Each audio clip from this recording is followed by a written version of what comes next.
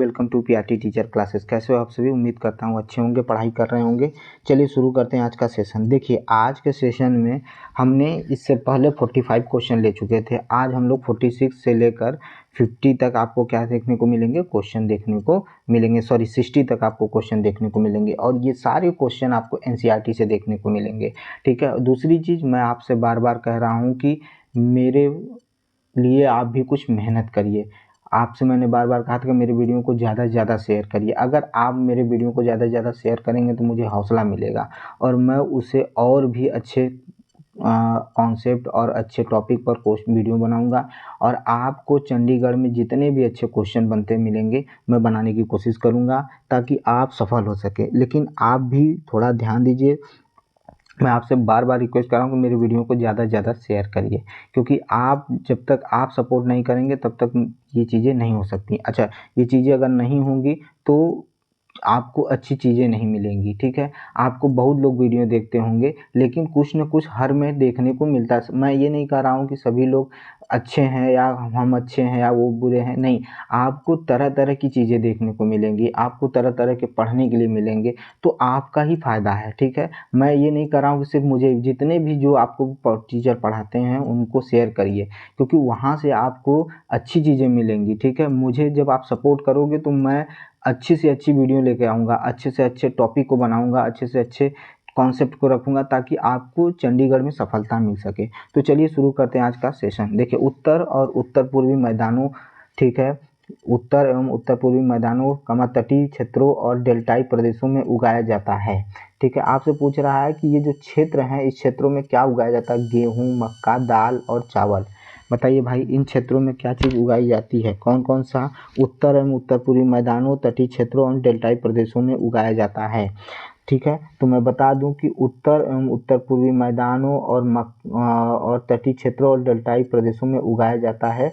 तो आपको बता दूं कि चावल जो है यह इन क्षेत्रों में उगाए जाते हैं, इन क्षेत्रों में उगाए जाते हैं। ठीक है। अब देखिए ध्यान से सुनिएगा, चावल के बारे में एक बार अच्छे से सुन लीजिएगा। देखिए जितनी ज़रूरत है चावल के बारे में उतना ही मैं बताऊंगा, उससे ज़्यादा आपको ज़रूरत नहीं है तो कोई फ़ायदा नहीं है। ठीक है।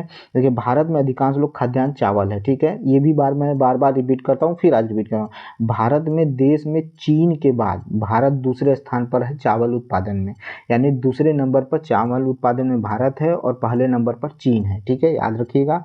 और यह एक खरीफ की फसल है। किसकी फसल है? तो खरीफ की फसल है। किसकी फसल है?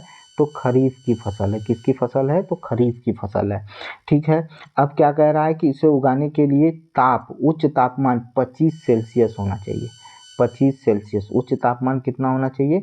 तो 25 सेल्सियस। ठीक है। उच्च तापमान 25 सेल्सियस और वो 25 सेल्सियस क्या होना चाहिए? तो 25 सेल्सियस से ऊपर होना चाहिए। क्या होना चाहिए? 25 सेल्सियस से ऊपर होना चाहिए। ठीक है। किसके लिए? चावल के लिए बोला हूँ। और अधिक आर्द्रता चाहिए, यानी आपको वर्षा चाहिए। ठीक है। पानी चाहिए तो वो कितना होना चाहिए सिंचाई के लिए? तो 100 सेमी वर्षा होनी चाहिए। कितनी वर्षा होनी चाहिए?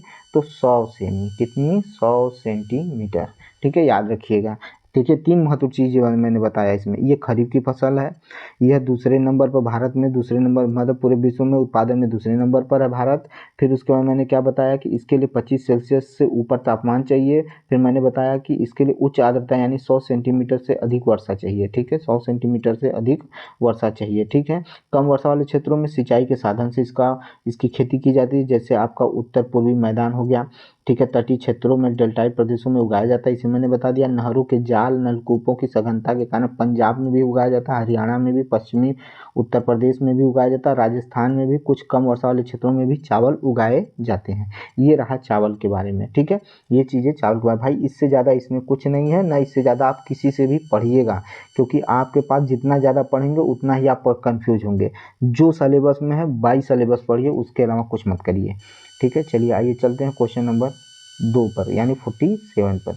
क्वेश्चन नंबर 47 कहता है कि भारत की दूसरी सबसे महत्वपूर्ण खाद्यान्न फसल है। भारत की दूसरी सबसे महत्वपूर्ण फसल यानी खाद्यान्न फसल है।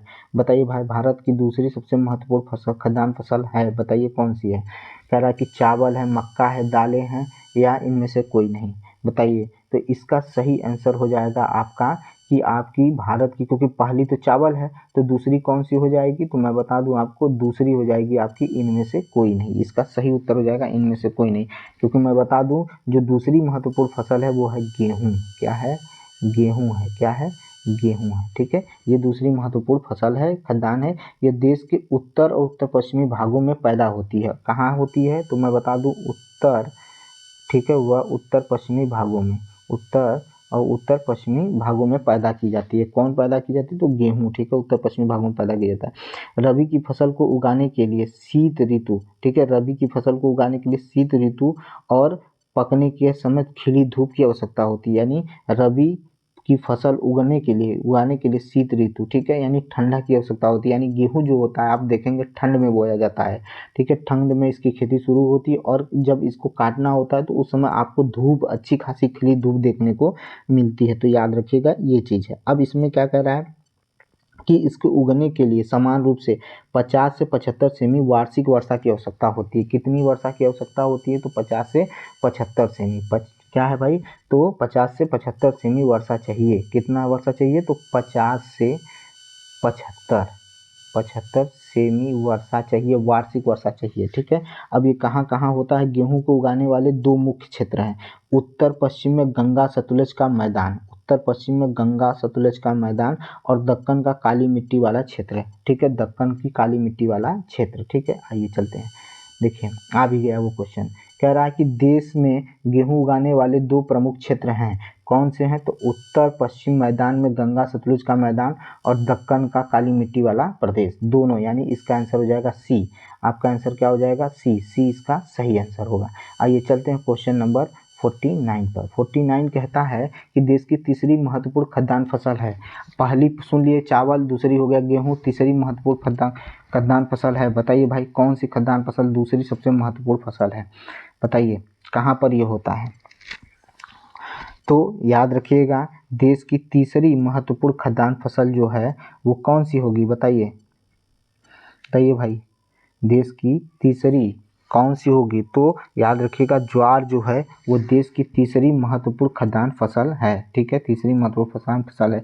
यह फसल वर्षा पर निर्भर करती है, यानी इसके लिए वर्षा की ज़रूरत है।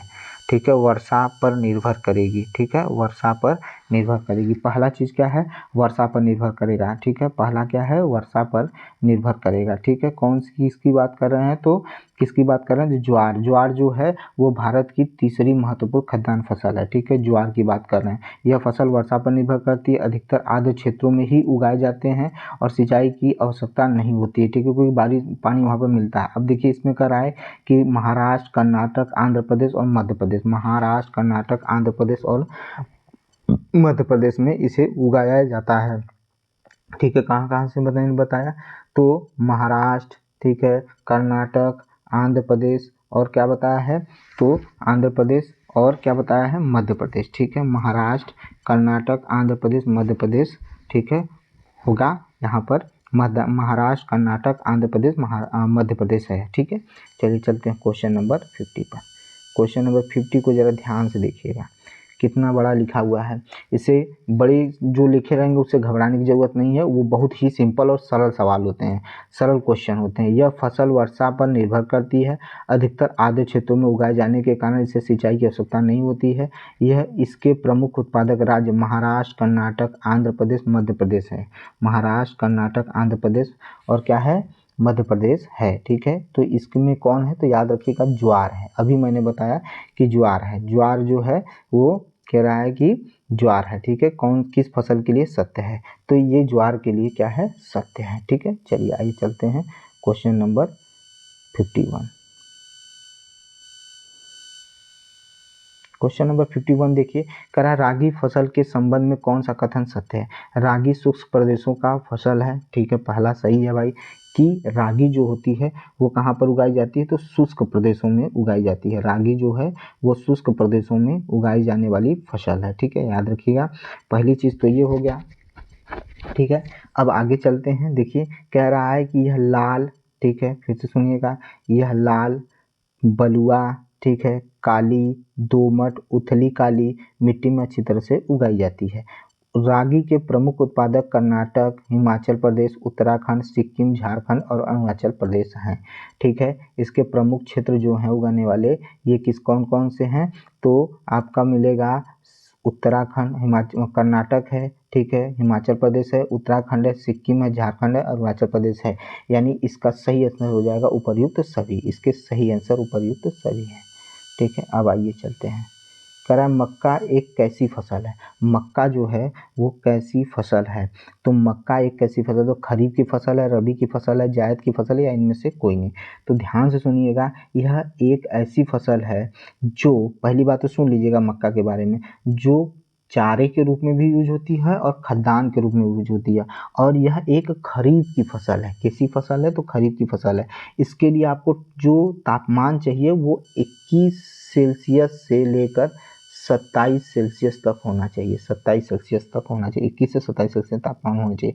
और इसको पुरानी जलोढ़ मिट्टी में उगाया जाता है। किस में उगाया जाता है, तो पुरानी जलोढ़ मिट्टी, जलोढ़, ठीक है, पुरानी जलोढ़ मिट्टी में इसे अच्छे से उगाया जाता है। ठीक है, अच्छे प्रकार से उगाया जाता है।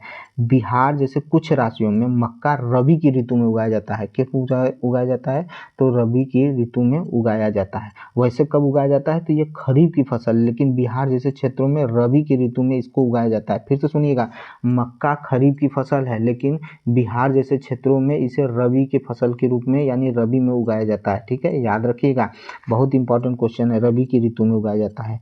आधुनिक प्रौद्योगिकी निवेशों जैसे उच्च पैदावार में बीजों, उर्वरकों और सिंचाई के उपयोग से मक्का का उत्पादन बढ़ा है। और मक्का उगाने वाला क्षेत्र जो है कर्नाटक है, मध्य प्रदेश है, ठीक है, और उत्तर प्रदेश है, बिहार है, आंध्र प्रदेश है, तेलंगाना है। ठीक है, अगर इन सब नामों को याद नहीं कर पाते तो इनके लिए आप क्या करिए, एक ट्रिक बना लिए।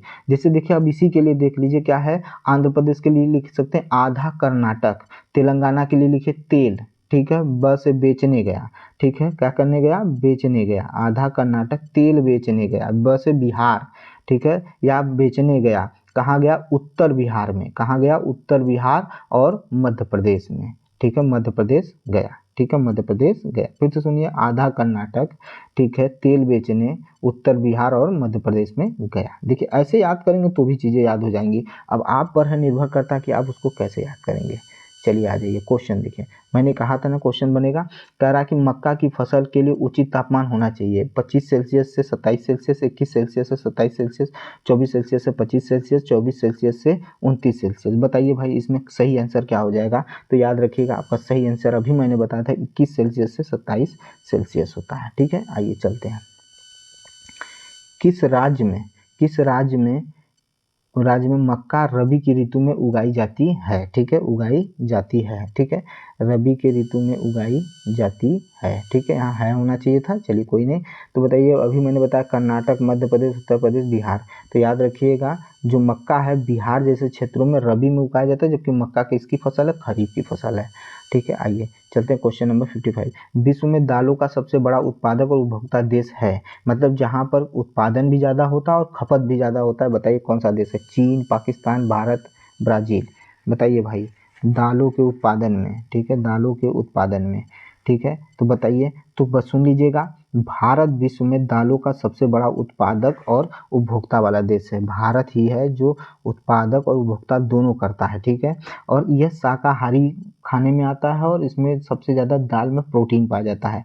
ठीक है, समझ में आया कि नहीं। अब दाल में कौन कौन सी किस्म आती है, तो तूर, उड़द, मूंग, मसूर, मटर, चना भारत की मुख्य दलहनी फसलें। याद रखिएगा, कौन कौन से, तूर, उड़द, मूंग, मसूर, मटर, चना, ये भारत की मुख्य दलहनी फसलें हैं। क्या आप बता सकते हैं कि इनमें से कौन सी दालें खरीफ में या कौन सी दालें रबी में उगाई जाती हैं। तो अब आपको समझना होगा कि दालों को कम नमी की आवश्यकता होती है। किसकी आवश्यकता होती है, कम नमी की आवश्यकता होती है। ये शुष्क परिस्थितियों में भी उगाया जाता है। ठीक है, फलीदार फसलें होने के नाते अरहर को छोड़कर सभी दालें वायु से नाइट्रोजन लेकर भूमि की उर्वरता को बनाए रखते हैं, यानी वायु से नाइट्रोजन लेते हैं और भूमि की उर्वरता को बनाए रखते हैं। ठीक है, समझ में आया कि नहीं। अतः इन फसलों को आमतौर पर अन्य प्रदेशों, ठीक है, फसलों के आवर्तन में बोया जाता है, मतलब आवर्तन में बोया जाता है, रोटेटिंग ऑर्डर में बोया जाता है। ठीक है, याद रखिएगा। अब भारत में मध्य प्रदेश में सबसे ज़्यादा दाल होती है, याद रखिएगा। राजस्थान दूसरे नंबर पर, महाराष्ट्र, उत्तर प्रदेश, कर्नाटक में दाल के मुख्य उत्पादक क्षेत्र हैं। ठीक है, आइए चलते हैं क्वेश्चन नंबर 56। कह रहा है गन्ना की फसल के लिए उचित तापमान होना चाहिए। गन्ना की फसल के लिए उचित तापमान होना चाहिए। कह रहा 25 सेल्सियस से 27 सेल्सियस, 21 सेल्सियस से 27 सेल्सियस, 24 सेल्सियस से 25 सेल्सियस, 24 सेल्सियस से 29 सेल्सियस। याद रखिएगा जितना सेल्सियस मक्का को चाहिए उतना ही गन्ने को भी चाहिए, ठीक है, याद रखिएगा। अब सुनिए, गन्ना एक उष्ण और उपोष्ण कटिबंधीय फसल है।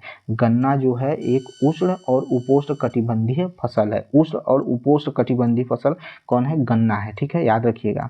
और अब क्या कह रहा है कि इसको कितना तापमान चाहिए? तो 21 सेल्सियस से 27 सेल्सियस चाहिए। बारिश कितनी होनी चाहिए? वर्षा कितना होना चाहिए? पानी कितने? तो 75 से 100 सेंटीमीटर, 75 से 100 सेंटीमीटर वार्षिक वर्षा की आवश्यकता होती है। और ये उष्ण और आर्द्र जलवायु में बोई जाती है। कम वर्षा वाले प्रदेश में सिंचाई की आवश्यकता होती है, ठीक है। इनके अनेक मिट्टियों में भी इसे उगा लिया जाता है। इसकी बुआई को लेकर, कटाई को लेकर काफ़ी श्रम की ज़रूरत होती है और ये साल भर चलने वाली फसल होती है। ब्राज़ील के बाद गन्ना का दूसरा सबसे बड़ा उत्पादक देश भारत है। पहले नंबर पर ब्राज़ील है गन्ना उत्पादन में, दूसरे नंबर पर भारत है। पहले पर ब्राज़ील, दूसरे नंबर पर भारत गन्ना उत्पादन में है, याद रखिएगा, ठीक है। अब सुनिएगा इससे क्या क्या बनता है। कह रहा है चीनी बनता है, गुड़ बनता है और क्या बनता है? खाड़ सारी बनता है। खाड़ सारी पूछेगा, खाड़ सारी किसका उत्पादन है, ठीक है, याद रखिएगा। और सीरा बनाने के काम में आता है। उत्तर प्रदेश, महाराष्ट्र, कर्नाटक, तमिलनाडु, आंध्र प्रदेश, तेलंगाना, बिहार, पंजाब, हरियाणा में गन्ना का मुख्य उत्पादक क्षेत्र है, ठीक है, याद रखिएगा। अब चलिए आगे चलते हैं। क्वेश्चन नंबर 57 कह रहा है, देख लीजिए आ गया। कह रहा कि सर्वाधिक गन्ना उत्पादन वाला देश तो कौन है? तो ब्राज़ील, सबसे ज़्यादा ब्राज़ील उपज करता है। उसके बाद उत्पादन का काम भारत का है, ठीक है। अब देखिए क्वेश्चन नंबर 18 कह रहा है कि 58 कह रहा है कि 2018 में भारत विश्व के किस देश के बाद दूसरा सबसे बड़ा तिलहन उत्पादन हुआ? मतलब किस देश के बाद भारत पहले नंबर पर उसका नाम आएगा, दूसरे नंबर पर भारत का नाम है तिलहन उत्पादन में? चीन है, पाकिस्तान है, भारत है, ब्राज़ील है। बताइए, भारत तो हमने लिख ही दिया था, गलत हो गया। बताइए इसमें कौन सा देश है जो दूसरे स्थान पर भारत आता है, पहले स्थान पर उसका नाम है? तो याद रखें चीन। चीन तिलहन उत्पादन में पहले स्थान पर है, ठीक है। अब सुनिएगा तिलहन के लिए कह रहा कि तिलहन जो है 2018 के बाद चीन के बाद भारत दूसरे नंबर पर है, ठीक है, याद रखिएगा। और क्या कह रहा है कि देश में कुल बोए गए, ठीक है, 12% भाग तिलहन होता है, ठीक है, याद रखिएगा। 12% भाग किसका होता है? तिलहन का होता है, ठीक है।